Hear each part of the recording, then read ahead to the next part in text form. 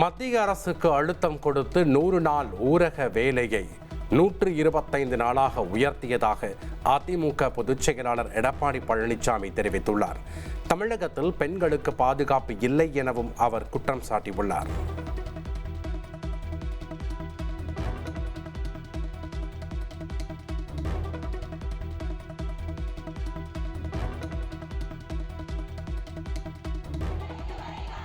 சென்னை உயர்நீதிமன்றத்திற்கு வெளியே போராட்டத்தில் ஈடுபட்ட அங்கன்வாடி ஊழியர்களை போலீசார் கைது செய்தனர்.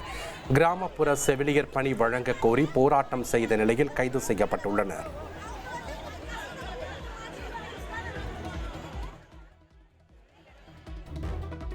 சாத்தான்குளம் தந்தை மகன் கொலை வழக்கில் முதல் குற்றவாளியாக குற்றம் சாட்டப்பட்ட காவல் ஆய்வாளர் ஸ்ரீதருக்கு உச்சநீதிமன்றம் ஜாமீன் வழங்கியுள்ளது. இது தொடர்பாக ஸ்ரீதர் தாக்கல் செய்த மேல்முறையீடு மனுவை விசாரித்த உச்சநீதிமன்றம் மருத்துவ சிகிச்சைக்காக ஸ்ரீதருக்கு நீதிபதிகள் ஜாமீன் வழங்கினர்.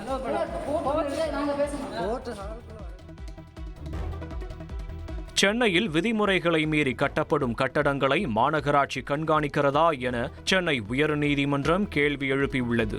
நீதிமன்ற அவமதிப்பு வழக்கு விசாரணைக்கு வந்தபோது வழிகாட்டு நெறிமுறைகள் வகுக்கப்பட்டு கண்காணிக்கப்பட்டு வருவதாக மாநகராட்சி சார்பில் தெரிவிக்கப்பட்டது. இதனை ஏற்றுக்கொண்ட நீதிபதிகள் ஆக்கிரமிப்புகளை அகற்றுவதில் சுணக்கம் காட்டக்கூடாது என தெரிவித்தனர்.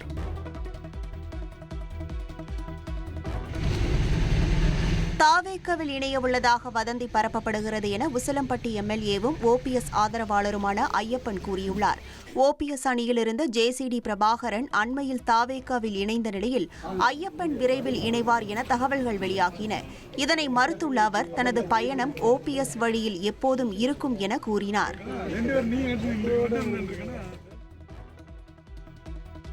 சத்தியமங்கலம் புலிகள் சரணாலயத்தில் சட்டவிரோதமாக செயல்படும் ரிசார்ட்டுகளை அகற்ற நடவடிக்கை எடுக்காவிட்டால் ஈரோடு ஆட்சியர் உள்ளிட்ட அதிகாரிகள் நேரில் ஆஜராக நேரிடும் என சென்னை உயர்நீதிமன்றம் எச்சரித்துள்ளது.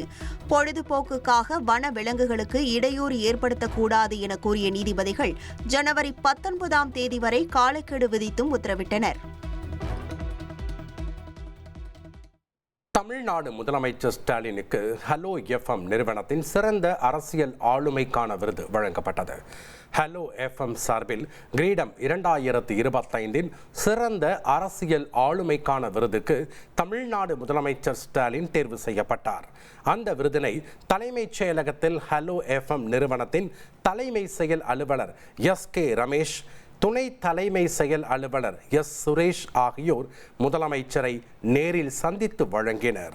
அப்போது ஹலோ எஃப்எம் நிறுவனத்தின் செய்தி பிரிவு மேலாளர் ஆர்.ஜே. ராஜசேகர், நிகழ்ச்சி தலைமை ஒருங்கிணைப்பாளர் பி. குமுதா, நிகழ்ச்சி கருத்தாக்க மேலாளர் கவிதா ஆகியோர் உடன் இருந்தனர்.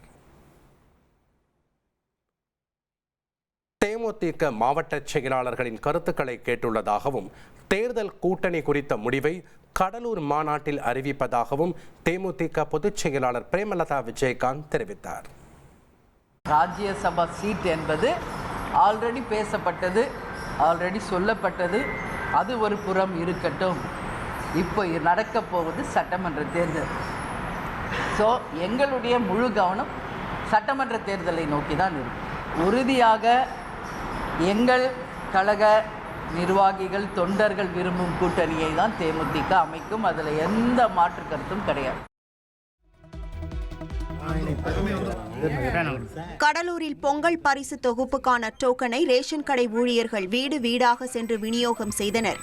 எளிய மக்கள் பயன்பெறும் வகையில் பச்சரிசி, சர்க்கரை, ஒரு முழு கரும்புடன் 3000 ரூபாய் ரொக்க பணம் ஆகியவை பொங்கல் பரிசு தொகுப்பில் வழங்கப்பட உள்ளது.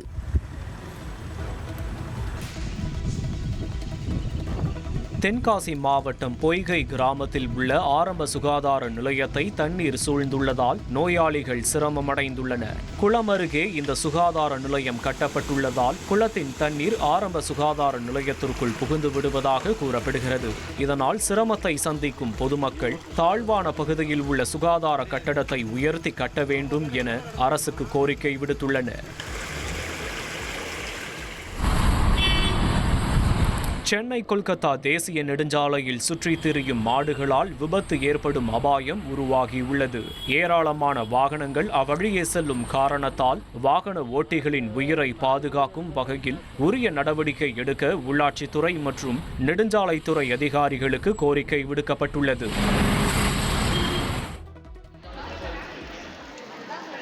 மதுரை மாவட்ட ஆட்சியர் அலுவலகத்தில் மகளிர் சுய உதவிக்குழுவை சேர்ந்த பெண் ஒருவர் காடை ஆம்லெட் விற்பனை செய்தது கவனம் பெற்றது.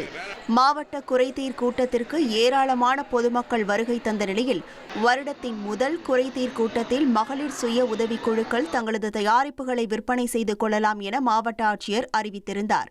இந்த நிலையில் பெண் ஒருவர் காடை முட்டையை ஆம்லெட் போட்டு விற்பனை செய்தார். அவரிடமிருந்து ஏராளமானோர் காடை முட்டையை வாங்கி சென்றனர். இந்த பாடம் நான் சொல்றேன்.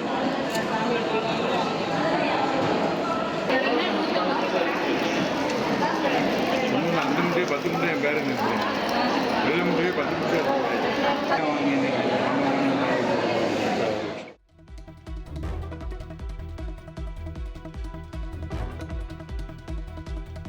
மத்திய பிரதேச மாநிலம் இந்தூரில் கழிவுநீர் கலந்த குடிநீரை குடித்ததால் மேலும் 20 பேர் பாதிக்கப்பட்டுள்ளனர். ஏற்கனவே நூற்றுக்கணக்கானோர் பாதிக்கப்பட்டுள்ள நிலையில் புதிதாக பாதிக்கப்பட்டவர்கள் மருத்துவமனையில் அனுமதிக்கப்பட்டுள்ளனர்.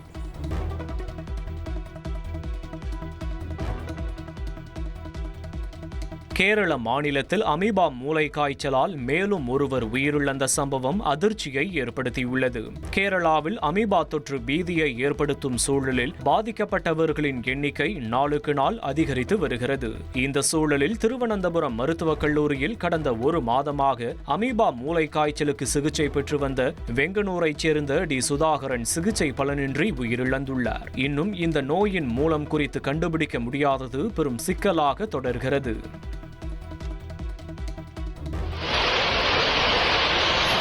ஆந்திர மாநிலம் அம்பேத்கர் கோனசீமா மாவட்டத்தில் உள்ள இருசு மண்டலா கிராமத்தில் ONGC எரிவாயு குழாய் உடைந்து பயங்கர தீ விபத்து ஏற்பட்டது.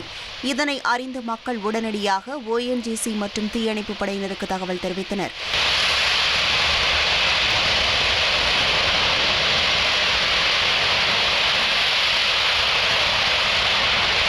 பயங்கர சத்தத்துடன் தீ கொழுந்துவிட்டு எரிந்ததால் தீயை கட்டுப்படுத்துவதில் சிக்கல் ஏற்பட்டது.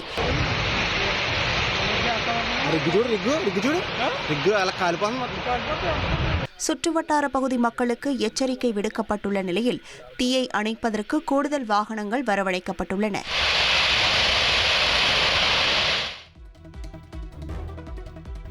பழைய சாதம் சாப்பிடுவதால் பல நோய்களிலிருந்து விடுபட முடியும் என மக்கள் நல்வாழ்வுத்துறை அமைச்சர் மா சுப்பிரமணியன் தெரிவித்துள்ளார். சென்னை ஸ்டான்லி மருத்துவமனையில் பழைய சாதம் நன்மை குறித்து நடந்த அறிவியல் கருத்தரங்கில் பேசிய அவர் இதனை தெரிவித்தார்.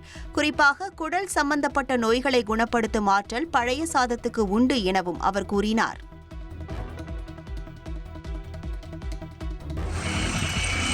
திருப்பூரில் உள்ள திருக்குமரன் மற்றும் திருமலை நகரில் கொட்டப்பட்டு தேங்கியுள்ள குப்பைகளை அகற்ற கோரி பொதுமக்கள் சாலை மறியலில் ஈடுபட்டனர். மேலும் குப்பைகளில் துர்நாற்றம் வீசுவதோடு நோய் பரவும் அபாயம் உருவாகியுள்ளதாகவும் குற்றச்சாட்டை முன்வைத்து அதிகாரிகளுடன் வாக்குவாதத்தில் ஈடுபட்டதால் பரபரப்பு ஏற்பட்டது.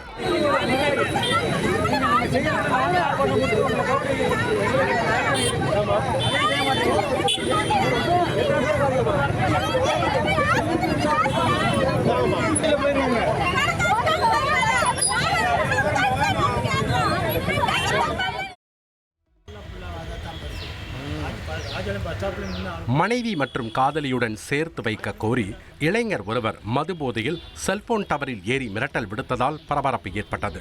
ஸ்ரீவில்லிபுத்தூர் ஆராய்ச்சிப்பட்டியைச் சேர்ந்த மாரீஸ்வரன் என்பவருக்கு திருமணமாகி 2 குழந்தைகள் உள்ளன.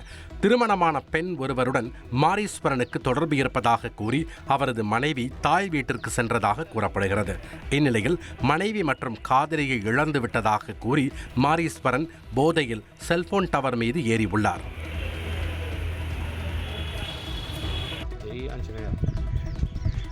திருவண்ணாமலை மாவட்டம் வந்தவாசி அருகே சுகநதி ஆற்றில் ஆஞ்சநேயர் சிலை ஒன்று கண்டெடுக்கப்பட்டது.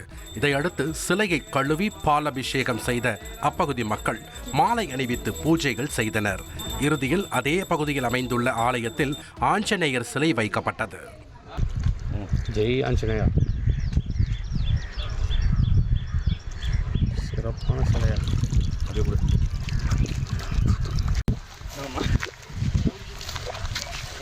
राम जय जय राम श्री राम जय जय राम श्री राम जय जय राम श्री राम जय जय राम जय राम जय जय राम श्री राम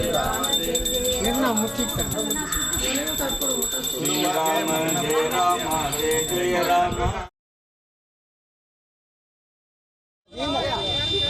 தருமபுரி மாவட்டம் பெண்ணாகரத்திலிருந்து ஒகேனக்கல் செல்லும் சாலையில் திடீரென வந்து நின்ற காட்டு யானையால் பரபரப்பு.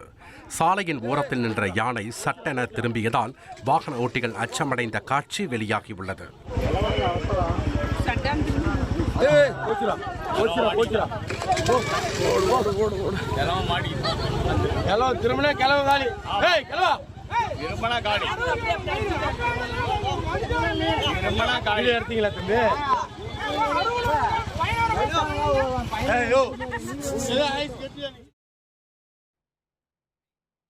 கொடைக்கானலில் பொதுமக்கள் வசிக்கும் ரைஃபிள் ரேஞ்ச் ரோடு குடியிருப்பு பகுதியில் 2 காட்டெருமைகள் ஆக்ரோஷமாக மோதிக்கொண்டன. இந்த வீடியோ தற்போது இணையத்தில் வைரலாக பகிரப்பட்டு வருகிறது.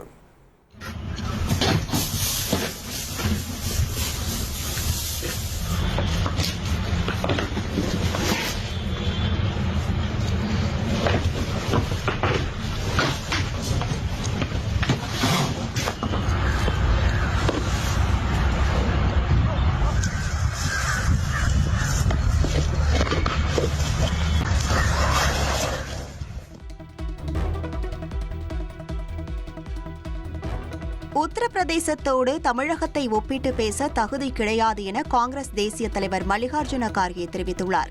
டெல்லியில் செய்தியாளர்களிடம் பேசிய அவர், தமிழ்நாடு ஒரு முற்போக்கான மாநிலம், முதலீட்டிலும் வேலைவாய்ப்பிலும் முன்னணியில் உள்ளது என்றார்.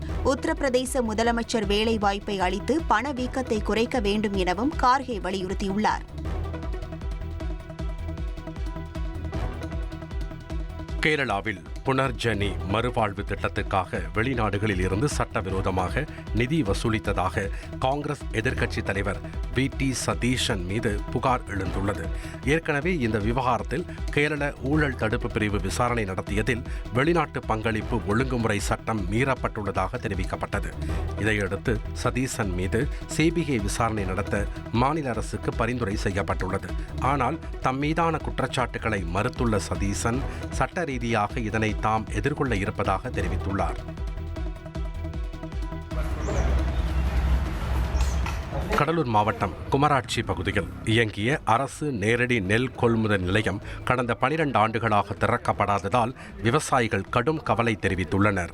தற்போது குமராட்சி மற்றும் சுற்றுவட்டார கிராமங்களில் சுமார் 25,000 ஏக்கரில் அறுவடை தொடங்கியுள்ள நிலையில் அரசு கொள்முதல் நிலையம் இல்லாததால் தனியார் வியாபாரிகள் குறைந்த விலைக்கு நெல்லை கொள்முதல் செய்து பிற மாநிலங்களுக்கு ஏற்றுமதி செய்வதாக விவசாயிகள் வேதனை தெரிவிக்கின்றனர். இதனால் அரசு நேரடி கொள்முதல் நிலையத்தை உடனடியாக திறக்க வேண்டும் என விவசாயிகள் அரசுக்கு கோரிக்கை விடுத்துள்ளனர். சென்னையில் கோவில் நிர்வாகிகள் தேர்தலில் ஏற்பட்ட பகைமையால் பெண் ஒருவர் தாக்கப்பட்ட CCTV காட்சிகள் அதிர்ச்சியை ஏற்படுத்தியுள்ளது. கொருக்குப்பேட்டையைச் சேர்ந்த அபிஷேக் என்பவருக்கும் அதே பகுதியில் வசிக்கும் பல் மருத்துவர் யுவஸ்ரீ குடும்பத்திற்கும் தேர்தலில் முன்பகை இருந்ததாக கூறப்படுகிறது. இந்நிலையில் யுவஸ்ரீயின் தாயார் தேவி என்பவர் சாலையில் சென்று கொண்டிருந்த போது அபிஷேக் குடும்பத்தினர் அவரை ஆபாசமாக திட்டியதுடன் தாக்கியதாகவும் தெரிகிறது.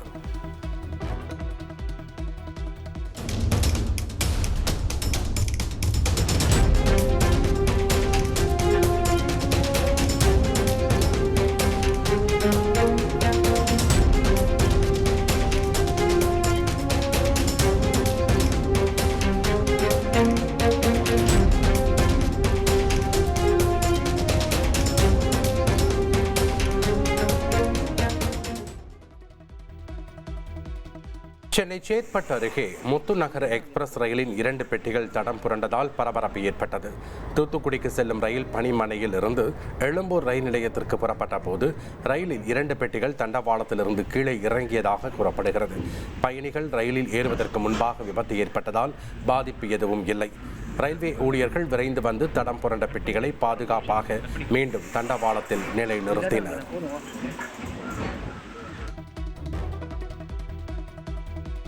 அரியலூர் மாவட்டம் ஒட்டக்கோவில் கிராமத்தில் சோளக் கதிர்களை கொண்டு கட்டப்பட்ட வீடு அனைவரது கவனத்தையும் ஈர்த்துள்ளது.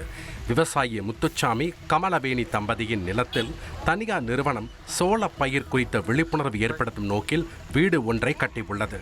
இந்த சோள வீட்டின் வழியாக செல்லும் வாகன ஓட்டிகள் ஆச்சரியத்துடன் கண்டு புகைப்படம் எடுத்து செல்கின்றனர்.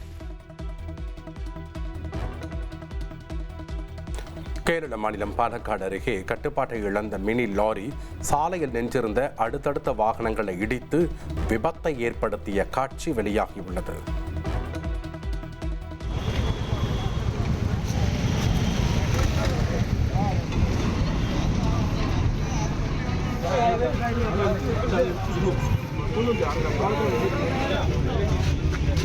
മൂന്നാല് പേർക്ക് പരിക്കില്ല.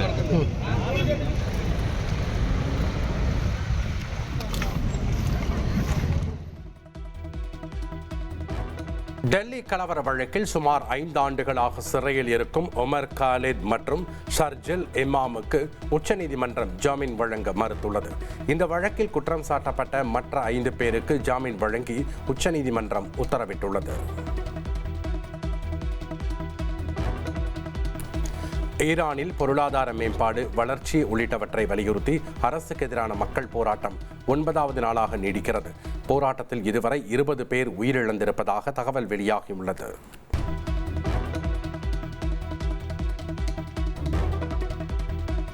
ஈரானுக்கு அத்தியாவசியமற்ற பயணங்களை தவிர்க்குமாறு இந்திய வெளியுறவு அமைச்சகம் அறிவுறுத்தியுள்ளது. ஈரானில் உள்ள இந்தியர்கள் கவனமாக இருக்க வேண்டும் எனவும் தெரிவிக்கப்பட்டுள்ளது. அமெரிக்காவால் சிறைப்பிடித்துச் செல்லப்பட்ட வெனிசுலா அதிபர் மதுரோ கைவிலங்கிடப்பட்டபடி நியூயார்க் நீதிமன்றத்திற்கு அழைத்துச் செல்லப்பட்டார். அமெரிக்காவில் போதைப் பொருள் மற்றும் ஆயுத கடத்தலுக்கு உதவியதாக மதுரோ மீது குற்றம் சாட்டப்பட்டுள்ளது. தமிழ் மற்றும் மலையாள திரைப்படங்களில் பின்னணி பாடகியாக உள்ள சித்ரா ஐயரின் சகோதரி சாரதா ஐயர் ட்ரக்கிங் மேற்கொள்ளும் போது விபத்தில் சிக்கி உயிரிழந்தார். தமிழ்ல பாய்ஸ் படத்துல வர அலே அலே, பாண்டவர் பூமியில தோளா தோளா உட்பட ஏராளமான ஹிட் பாடல்கள் பாடினவங்க தான் பாடகி சித்ரா ஐயர். இவரோட சகோதரி ஓமன்ல இருக்கிற ஜெபல் ஷாம்ஸ் பகுதியில ட்ரெக்கிங் சென்றப்ப விபத்துல சிக்கி உயிரிழந்திருக்காங்க. 52 வயதான தனது சகோதரியின் நினைவா பாடகி சித்ரா அவங்க இன்ஸ்டா பக்கத்துல உருக்கமா பதிவிட்டிருக்காங்க. தென்னாப்பிரிக்காவுக்கு எதிரான ஒருநாள் போட்டியில் இந்திய ஜூனியர் கிரிக்கெட் வீரர் வைபவ் சூரியவன்ஷி 15 பந்துகளில் அரை சதம் விளாசினார். 24 பந்துகளில் 10 சிக்ஸர், 1 4-உடன் 68 ரன்கள் விளாசிய வைபவ் சூரியவன்ஷி ரிஷப் பண்டின் முந்தைய சாதனையை முறியடித்தார். டெல்லியில் ஒருவரின் ஆடைகள் கழற்றப்பட்டு நிர்வாணப்படுத்தி செருப்பால் அடிக்கப்பட்ட சம்பவம் அதிர்ச்சியை ஏற்படுத்தியுள்ளது. டெல்லி லட்சுமி நகரைச் சேர்ந்த சதீஷ் யாதவ் 5 பேர் கொண்ட கும்பலுடன் ராஜேஷ் கர்க் என்பவர் வீட்டில் நுழைந்து அவரை தரதரவென நடுத்தெருவுக்கு இழுத்து வைத்து சகட்டு மேனியாக தாக்கினார்.